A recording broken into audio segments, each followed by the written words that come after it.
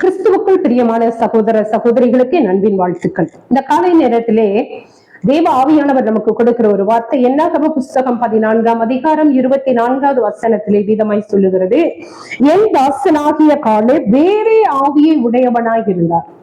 அது இல்ல வேறே ஆவியை உடையவராய் இருந்தாரா?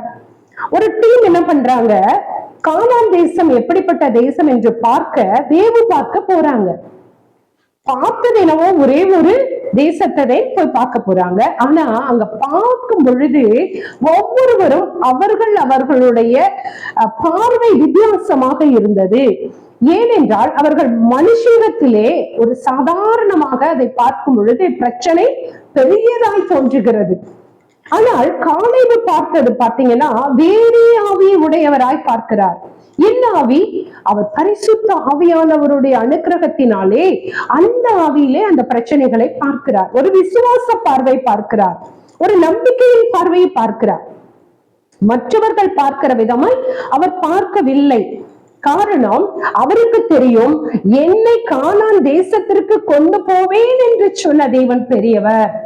ஏன்னா அவர் கடந்து வந்த காரியங்கள் அப்படி ஒரு மகத்துவமானது.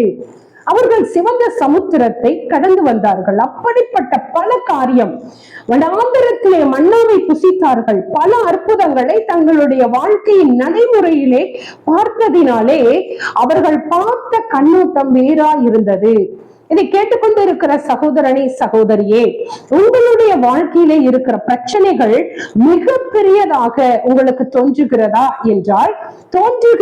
என்றால் நீங்கள் சாதாரணமாக மனுஷீக ஆவியிலே நீங்கள் அதை பார்ப்பதினால் அது உங்களால் மேற்கொள்ள முடியவில்லை.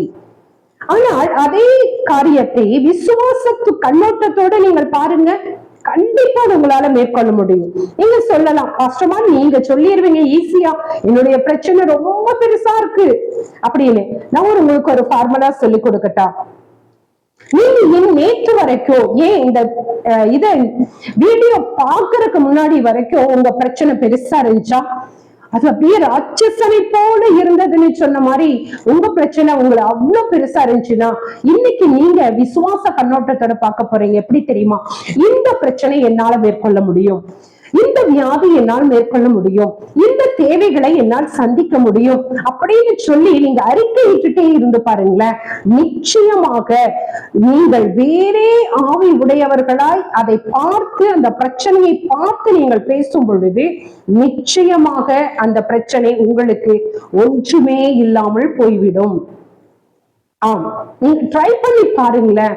என் வாழ்க்கையில நான் நிறைய பிரச்சனைகளை, பெரிய பெரிய பிரச்சனைகளை எல்லாம் நான் பார்த்து பேசுறது இந்த காரியம் தாங்க. எனக்குள்ள இருக்கிற ஆவியானவர் பெரியவர், நான் நம்புகிற தேவன் பெரியவர். எனவே எனக்குள் இருக்கிற என் ஆண்டவருக்கு முன்பாக இந்த பிரச்சனை, இந்த வியாதி, இந்த பலகீனம் இது ஒன்றுமே இல்லை என்று சொல்லி நான் அறிக்கையிட என் வாழ்க்கையில எல்லாம் என்ன ஆகுதுங்க, நன்மையாய் மாறுகிறது. அந்த பிரச்சனையை நான் மேற்கொள்ளுகிறேன், பிரச்சனை என்னை மேற்கொள்ளவில்லை. எனவே இதை கேட்டுக்கொண்டிருக்கிற நீங்களும் கூட இதை ட்ரை பண்ணி பாருங்களேன்.